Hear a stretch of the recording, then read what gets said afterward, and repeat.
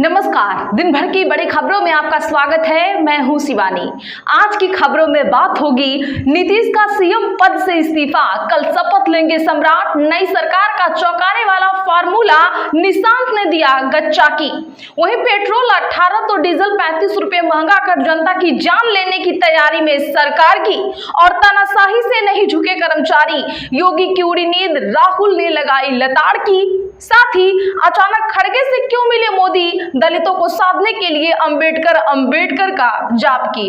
और खबर के अंत में बात होगी ईरान झुकने को तैयार नहीं, पीस डील पर ट्रंप को दो टूक की। इसी के साथ आज दिन भर की सभी बड़ी और प्रमुख खबरों को जानेंगे विस्तार से। उससे पहले एक नजर सुर्खियों पर। पूरे देश में लागू हो यूसीसी, उत्तराखंड ने दिखाई राह, पीएम मोदी ने दिए बड़े संकेत।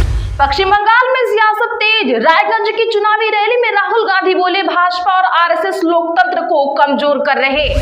भाजपा का तमिलनाडु के लिए घोषणा पत्र जारी, महिलाओं को हर महीने मिलेंगे 2000 रुपए और सालाना 3 एलपीजी सिलेंडर फ्री देने का वादा। बंगाल में राहुल की सभा। होर्मुज में टकराव बढ़ने की आशंका, शी जिनपिंग के बयान से मची हलचल, भारतीय सांसद ने चीन के रुख से किया आगाह। भारत में तलवार की नोक पर नहीं फैला इस्लाम, बल्कि शशि थरूर ने बताई क्या है वजहें। महिला आरक्षण पर पीएम की महिलाओं के नाम चिट्ठी, लिखा भारत की बेटियों से उनके हक के लिए सालों तक का इंतजार करने नहीं कह सकते। अंबेडकर जयंती पर मिटी दूरियां, 7 ठहाके लगाते दिख रहे हैं पीएम मोदी और मल्लिकार्जुन खड़गे। चंडीगढ़ में जनगणना 2027 की तैयारी शुरू, पहली बार प्रक्रिया होगी डिजिटल, 1 महीने से पहला चरण 2 स्तरों में पूरी होगी प्रक्रिया। डॉक्टर अंबेडकर की 135वीं जयंती पर पीएम मोदी और सीएम योगी सहित देश के कई नेताओं ने किया नमन, कहा अंबेडकर केवल एक व्यक्ति नहीं बल्कि एक संकल्प है। ईरान जंग का असर, खाने का तेल 7% हुआ महंगा, साबुन बिस्किट के पैकेट हुए छोटे, वॉशिंग मशीन, फ्रिज और एलईडी के दाम 15% तक बढ़े। आईपीएसी डायरेक्टर विनेश चंदेल हुए गिरफ्तार, बंगाल चुनाव से 10 दिन पहले ईडी की कोयला घोटाले में कार्रवाई, टीएमसी बोली इससे डर का माहौल बनता है। अखिलेश ने गाड़ी रोककर भंडारे में छोला पूरी खाई, भाजपा विधायक ने अंबेडकर प्रतिमा को नहलाया, फिर पहनाई माला। जय भीम से गूंजी अंबेडकर की जन्मस्थली, सीएम बोले बाबा साहब ने लोकतंत्र को अमर बनाया। पटवारी ने कहा भाजपा फोटो लगाकर संविधान के साथ खेलती है। आगरा में बीजेपी नेता का डांसर के साथ वीडियो वायरल, होटल संचालक को वसूली के लिए धमकाया, जिलाध्यक्ष बोले हमारी पार्टी का नहीं है ये। पंजाब में महिलाओं को 1000 रुपए देने का रजिस्ट्रेशन शुरू, सीएम बोले पैसे स्कीम शुरू होने के दिन से ही मिलेंगे। नवजोत सिद्धू शादी वाला सूट पहने आए नजर। तमिलनाडु में मुख्यमंत्री स्टालिन संसद का विशेष सत्र बुलाने पर कर रहे विरोध, परिसीमन पर दी कड़ी चेतावनी। नीतीश कुमार के बाद बिहार में नई सरकार में किसकी कुर्सी बदलेगी, जो 5 नाम तय हुए उनकी वजह समझेंगे। चलिए अब जानते हैं बड़ी और प्रमुख खबरों को विस्तार से। बिहार के नए सीएम अब होंगे सम्राट चौधरी, एनडीए विधायक दल के नेता चुने गए, कल होगी शपथ। जी हां दोस्तों, बता दें कि सम्राट चौधरी बिहार के नए सीएम अब होंगे। उन्हें पहले बीजेपी फिर एनडीए विधायक दल का नेता चुन लिया गया है।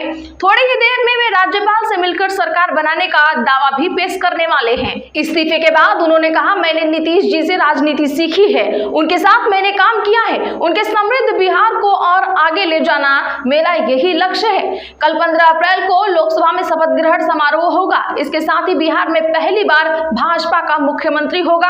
आज नीतीश कुमार ने बिहार के मुख्यमंत्री पद से इस्तीफा दे दिया है। वे सम्राट चौधरी और विजय चौधरी के साथ एक ही गाड़ी से राजभवन पहुंचे और राज्यपाल को इस्तीफा सौंपा। इस्तीफे के बाद उन्होंने एक्स पर लिखा अब नई सरकार यहाँ का काम देखेगी, नई सरकार को मेरा पूरा सहयोग रहेगा, आगे भी बहुत अच्छा काम होगा, बिहार बहुत आगे बढ़ेगा।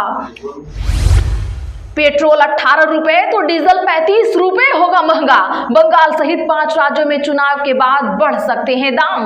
जी हां दर्शकों, कच्चे तेल की बढ़ती कीमतों की वजह से पेट्रोल 18 रुपए और डीजल 35 रुपए प्रति लीटर तक महंगा होने वाला है। विदेशी ब्रोकरेज फर्म मैक्यावरी की रिपोर्ट में कहा गया है कि क्रूड ऑयल महंगा होने के बावजूद देश में पेट्रोल और डीजल की कीमतें स्थिर हैं। इससे कंपनियों को नुकसान हो रहा है। ऐसे में पश्चिम बंगाल सहित 5 राज्यों में चुनाव खत्म खत्म होने के बाद कंपनियां दाम बढ़ा सकती हैं। कच्चा तेल महंगा होने से कंपनियों को प्रति लीटर पेट्रोल पर 18 रुपए और डीजल पर 35 रुपए का घाटा हो रहा है। पिछले महीने के पीक पर ये तीनों कंपनियां हर दिन करीब 2400 करोड़ रुपए का नुकसान झेल रही थी। एक्साइज ड्यूटी में 10 रुपए की कटौती के बाद यह घाटा घटकर 1600 करोड़ रुपए रह गया है। हर $10 के उछाल से नुकसान करीब 6 रुपए प्रति लीटर बढ़ जाता है। तो दर्शकों, कंपनियां इतना घाटा सहकर जनता पर इतनी मेहरबानी क्यों कर रही है? आपको क्या लगता है? कमेंट जरूर करिए। नोएडा में दूसरे दिन भी मचा बवाल, पुलिस से झगड़ा पथराव, 15 कंपनियों की फोर्स 26 पुलिस अफसर भेजे गए। नोएडा यानी गौतम बुद्ध नगर में सैलरी बढ़ाने की मांग को लेकर फैक्ट्री कर्मचारी आज भी सड़कों पर उतर आए हैं। पुलिस ने उन्हें रोकने की कोशिश की तो झड़प हो गई। भीड़ ने 2 से 3 जगहों पर पुलिस की गाड़ियों पर पथराव किया। हालांकि पुलिस ने थोड़ी ही देर में हालात पर काबू पा लिया। प्रदर्शनकारियों को वहां से खदेड़कर भगा दिया गया। फिलहाल पुलिस और अर्धसैनिक बलों के जवान इंडस्ट्रियल इलाकों में सुबह 5 बजे से फ्लैग मार्च कर ही रहे हैं। सीसीटीवी और ड्रोन से निगरानी कर ही जा रही है। इसके अलावा पीएसी और आरएफ की 15 कंपनियां 26 अफसर नोएडा भेजे गए हैं। आज ज्यादातर कंपनियां बंद हैं। डीजीपी राजीव कृष्ण लखनऊ के कंट्रोल रूम से मॉनिटरिंग कर रहे हैं। कहा कि क्षतिग्रस्त संपत्ति की भरपाई भी उपद्रवियों से ही कराई जाएगी। वहीं पुलिस कमिश्नर लक्ष्मी सिंह ने कहा, अब तक 300 से अधिक गिरफ्तारियां की गई हैं। अफवाह फैलाने वाले कुछ ग्रुप आइडेंटिफाई किए गए हैं। कुछ ऐसे लोग हैं जो अलग अलग जगहों पर भी पाए गए हैं। 50 एक्स हैंडल के जरिए बवाल फैलाने के लिए उकसाया गया है। इधर यूपी सरकार ने देर रात फैक्ट्री कर्मचारियों की सैलरी बढ़ा दी है। न्यूनतम मजदूरी दरों में 3000 रुपए तक की बढ़ोतरी की गई है। बढ़ी हुई सैलरी 1 अप्रैल से लागू होगी। वहीं कांग्रेस सांसद राहुल गांधी ने एक्स पर लिखा है इसको लेकर कि कल नोएडा की सड़कों पर जो हुआ वो देश के श्रमिकों की आखिरी चीख थी, जिसकी हर आवाज को अनसुना किया गया, जो मांगते मांगते थक गया। ईरान बोला जंग से 25 लाख करोड़ का नुकसान हुआ, अब इसे अमेरिका भरपाई करे। दरअसल ईरान का दावा है कि अमेरिका और इजराइल के वारों से उसे अब तक करीब 270 अरब डॉलर यानी 25 लाख करोड़ रुपए का नुकसान हुआ है। ईरान सरकार के प्रवक्ता फातेमेह मोहाजेरानी ने बताया है कि यह आंकड़ा बढ़ भी सकता है। उन्होंने कहा कि ईरान की तरफ से बातचीत करने वाली टीम इस मुद्दे को भी उठा रही है। इस्लामाबाद में हुई सीजफायर वार्ता में भी इस नुकसान की भरपाई की मांग की गई थी।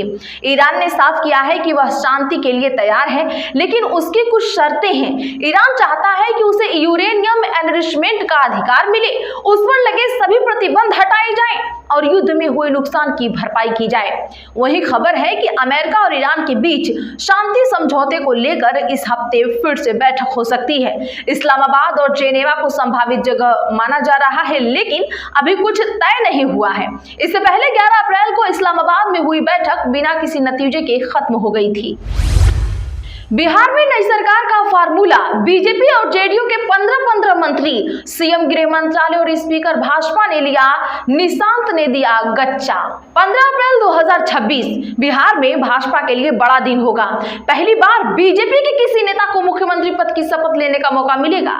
गृह विभाग और विधानसभा अध्यक्ष पद भी भाजपा के पास ही होगा। जेडीयू को डिप्टी सीएम पद मिलेगा। नए कैबिनेट फार्मूला के अनुसार भाजपा और जदयू के 15, चिराग पासवान की एलजेपी के 2 और जीतन राम मांझी की पार्टी हम वो उपेंद्र कुशवाहा की पार्टी आरएलएम के एक नेता मंत्री बन सकते हैं। संभावना ये जताई जा रही है कि 15 अप्रैल को मुख्यमंत्री और डिप्टी सीएम पद के दावेदार शपथ लेंगे। अन्य मंत्रियों का शपथ ग्रहण बाद में होगा। वहीं सीएम नीतीश कुमार के बेटे निशांत कुमार सरकार में शामिल होने के लिए बीती रात तक राजी नहीं हुए। टीम निशांत के 10 से ज्यादा विधायक उन्हें 5 दिन से मनाने की कोशिश कर रहे हैं। आखिरी कोशिश आज यानी मंगलवार दोपहर 12 बजे तक करी गई। इसके बाद भी वो नहीं माने तो जदयू अपने प्लान बी को एक्टिव करने वाली है। निशांत का कहना है कि अगर अभी वे सरकार में शामिल हो जाते हैं तो उन पर उपेंद्र कुशवाहा के बेटे दीपक प्रकाश और लालू प्रसाद यादव के बेटे तेजस्वी यादव की तरह परिवारवाद का आरोप लगेगा। पिंगला में ममता का बीजेपी पर बड़ा वार, एनआरसी, डिलिमिटेशन और ईवीएम पर उठाए सवाल, बोली लोकतंत्र से देंगे जवाब। बता दें दोस्तों कि पश्चिम बंगाल के मुख्यमंत्री और भवानीपुर सीट से टीएमसी उम्मीदवार ममता बनर्जी ने पिंगला में आयोजित एक जनसभा में भारतीय जनता पार्टी पर जमकर निशाना साधा। उन्होंने उत्तर प्रदेश की स्थिति का जिक्र करते हुए कहा कि आजकल उत्तर प्रदेश जल रहा है और आरोप लगाया कि भाजपा बंगाल में भी उसी तरह की राजनीति लाना चाहती है। ममता बनर्जी ने कहा कि योगी बाबा यहां आकर भाषण देते हैं और कहते हैं कि बंगाल में बुलडोजर चलेगा, लेकिन बंगाल में बुलडोजर नहीं चलता। यहां लोग प्रणाम, जय हिंद और वंदे मातरम कहते हैं। उन्होंने दावा किया कि भाजपा शासित राज्यों में बंगाल के लोगों के साथ दुर्व्यवहार होता है। उनके मुताबिक जब बंगाल के लड़के लड़कियां बीजेपी शासित राज्यों में जाते हैं तो उन्हें प्रताड़ित किया जाता है और बंगाली बोलने पर उन्हें घुसपैठिया कहा जाता है। उन्होंने चेतावनी दी कि इसी महीने डिलिमिटेशन बिल लाया जा सकता है जो बंगाल को विभाजित कर सकता है और साथ ही उन्होंने एनआरसी लागू करने की भी आशंका जताई है। अंबेडकर जयंती पर ऐसा क्या हुआ? साथ ठहाके लगाते दिखे पीएम मोदी और मल्लिकार्जुन खड़गे।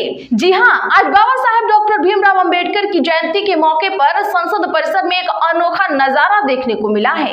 यहां आयोजित श्रद्धांजलि कार्यक्रम में तब दुर्लभ नजारा देखने को मिला जब प्रधानमंत्री नरेंद्र मोदी और कांग्रेस अध्यक्ष मल्लिकार्जुन खड़गे एक ही फ्रेम में ठहाके लगाते नजर आए हैं। दरअसल ये दोनों नेता संसद परिसर के प्रेरणा स्थल पर अंबेडकर की 135वीं जयंती के अवसर पर एक आयोजित कार्यक्रम में हिस्सा लेने पहुंचे थे। इस दौरान पीएम मोदी और खड़गे एक संक्षिप्त और सौहार्दपूर्ण बातचीत करते देखे गए हैं। इस कार्यक्रम में लोकसभा अध्यक्ष ओम बिरला, केंद्रीय संसदीय कार्य मंत्री किरेन रिजिजू और कई अन्य नेता भी इस अवसर पर उपस्थित थे। पीएम सहित अन्य सांसदों ने बाबा साहब को अपनी श्रद्धांजलि अर्पित की, जिसके बाद उनके बीच हल्का फुल्का माहौल देखने को मिला है। तो आज के लिए बस इतना ही। ऐसी ही खबरों के लिए चैनल सब्सक्राइब कर लें और बगल में घंटी के निशान को जरूर दबा लें। वीडियो को लाइक शेयर करना ना भूलें।